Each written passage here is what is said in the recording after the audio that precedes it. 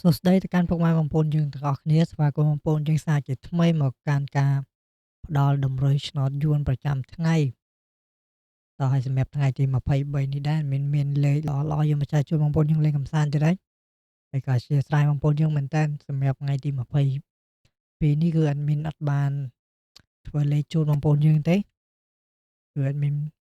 រវល់មួយថ្ងៃចឹងadminអត់បានធ្វើឲ្យបងប្អូនឥឡូវថ្ងៃទី23នេះadminមានលេខឲ្យបងប្អូនយើងលេងវិញហើយ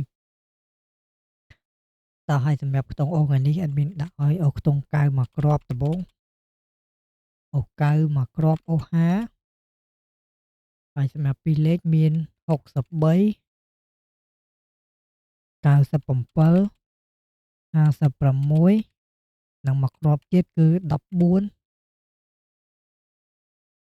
ហើយសម្រាប់3លេខ admin ឲ្យ963ហើយសម្រាប់ពីរលេខ5 10 5 14 3លេខមួយគ្រាប់ទៀតតើបងប្អូនយើងកុំភ្លេចចុចជាវនិងចុចឲ្យមេដៃមកកាន់ការ